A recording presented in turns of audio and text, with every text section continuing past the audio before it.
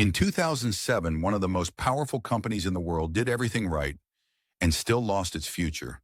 They had talent, they had market share, they had execution discipline. What they lacked was not innovation. It was the right strategic question. Most leaders believe strategic failure comes from poor execution or slow decision-making. The truth is more uncomfortable. Strategic failure almost always begins earlier. At the moment the wrong question is accepted as the right one. Strategy does not fail because leaders choose bad answers. It fails because they commit to the wrong framing of the problem. To understand this, we need to look at reality, not theory. At its peak, Nokia dominated the global mobile phone market. Not marginally, structurally. Their engineers were world-class. Their supply chain was unmatched. Their brand was trusted across continents. But inside Nokia, the central strategic question being asked was this: how do we make better phones? That question felt logical. It felt responsible. It felt safe. But it was the wrong question. The actual strategic question should have been, what role will phones play in a world shifting towards software, platforms, and ecosystems? Nokia optimized hardware excellence while the market shifted toward experience dominance. They solved the wrong problem perfectly. That is not a technology failure. That is a strategy lens failure. Every serious strategy must answer this: what fundamental shift are we responding to, and what are we willing to stop being good at? This is where most leaders hesitate, because answering this question forces trade-offs, loss of identity, abandonment of past success formulas.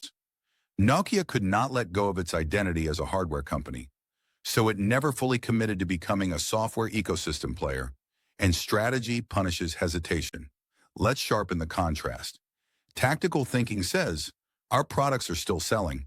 Strategic thinking asks, what assumptions make those sales temporary? Operational excellence says, let's improve efficiency. Strategic clarity asks, efficiency toward what future? Opinion-based leadership debates features. Lens-based leadership interrogates relevance. Markets do not reward effort. They reward alignment with reality. This lens applies everywhere. In leadership, if you are asking, how do we motivate our people? You may be avoiding the harder question: have we made their work strategically meaningful? In business, if you are asking, how do we grow revenue? You may be missing, which part of our model is becoming obsolete? In careers, if you are asking, what role should I take next? You may need to ask, what future am I preparing for? And which skills am I over-invested in? Serious strategy is about anticipating displacement, not defending comfort. Remember these. The wrong question guarantees the wrong future. Past success is the most dangerous strategic blindfold. Strategy is not protecting relevance, it is redesigning it. When leaders avoid trade-offs, the market makes them instead. The future does not punish ignorance, it punishes delay. The lesson from real strategy failures is not arrogance, it is humility. The humility to admit that yesterday's logic cannot answer tomorrow's questions. Before approving the next plan, before defending the next structure, before investing in the next capability, ask the one question every serious strategy must answer.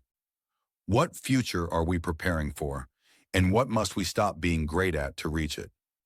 If this way of thinking sharpens how you see leadership, business, and power, then this channel is where we continue, not with opinions, but with lenses.